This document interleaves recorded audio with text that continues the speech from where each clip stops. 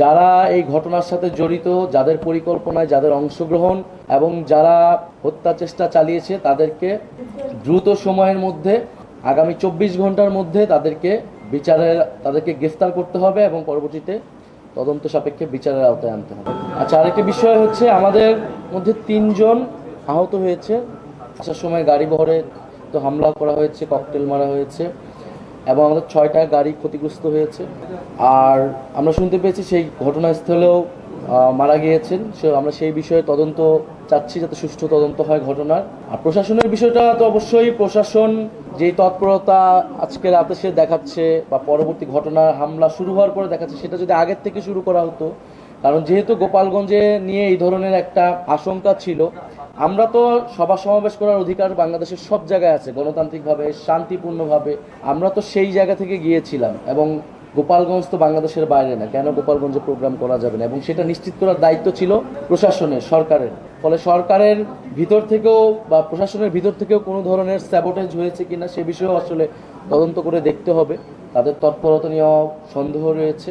March two Gopalganj বলতে আমরা তো এখানে পদযাত্রা বা মার্চ, পুরো সারা দেশই তো আমরা আসলে মার্চ করতেছি, এটা আলাদা কিছু ছিল না।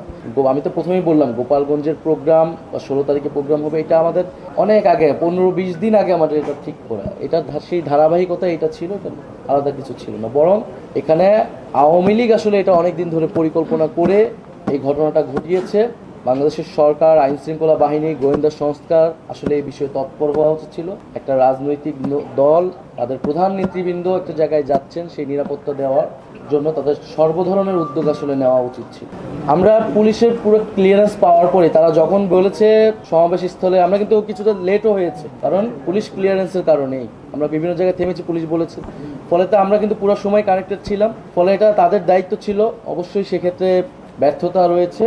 এবং সার্বিকভাবে তারা আমাদের নিরাপত্তা দিয়ে আবার সেনাবাহিনী, পুলিশ আমাদেরকে সেখান থেকে বের করে দিতে পেরেছে, সেটার জন্য আমরা ধন্যবাদ জানাই। কিন্তু আমাদের গোপালগঞ্জ নিয়ে যদি পুলিশ প্রশাসন যদি প্রথম থেকে সতর্ক হতো, সচেতন হতো, তাহলে হয়তো এই দিন হতো না, দেখা লাগতো না। এবং তারা কিন্তু এই আওয়ামী লীগ এখন জঙ্গি সংগঠনের মতো কাজ করতেছে তাদের স্টাইলে। ফলে তারা শুধু গোপালগঞ্জ নয়, বাংলাদেশের বিভিন্ন জায়গায় কিন্তু তারা এই ধরনের আক্রমণ করতে পারে, জনজীবনের নিরাপত্তা বিঘ্নিত করতে পারে। আমাদের শহীদ পরিবার, আহত যোদ্ধা এবং জুলাই গণঅভ্যুত্থানে যারা অংশগ্রহণ করেছে, শুধু তো জাতীয় নাগরিক পার্টি না, বিভিন্ন লোক, নেতৃবৃন্দ, ছাত্র সমাজ তারা অংশগ্রহণ করেছে। ফলে তাদের নিরাপত্তার বিষয়টাও কিন্তু এটার সাথে আসলে জড়িত। ফলে অবিলম্বেই যাদের নামে মামলা রয়েছে, যেহেতু এটা নিষিদ্ধ সংগঠন, কোনো অ্যাক্টিভিটি করারও সুযোগ নেই এবং অধিকাংশ নেতাকর্মীর নামে মামলা রয়েছে, তাদেরকে দ্রুত সময়ের মধ্যে গ্রেফতার করতে হবে। আমরা শান্তিপূর্ণভাবে, গণতান্ত্রিকভাবে আমরা আমাদের এই পদযাত্রা চালিয়ে যাব, যা কিছু হোক, যত বাধাই আসুক না কেন। এবং গোপালগঞ্জ এর জনগণের জন্যই আমরা কাজ করতে গিয়েছিলাম। আমরা প্রত্যেকটা জেলার মানুষের সমস্যার কথা বলতে গিয়েছিলাম, কিন্তু গোপালগঞ্জের মানুষকে রক্ষা করতে হলে, এই মুজিববাদী সন্ত্রাসীদের থেকে, ফ্যাসিস্টদের থেকে রক্ষা করতে হলে দ্রুত সময়ের মধ্যে সেই সন্ত্রাসীদের গ্রেফতার করতে হবে, বিচারে আনতে হবে এবং সেই বিচার সংস্কার এবং নতুন সংবিধানের দাবিতে আমাদের এই যাত্রা। ধন্যবাদ সবাই।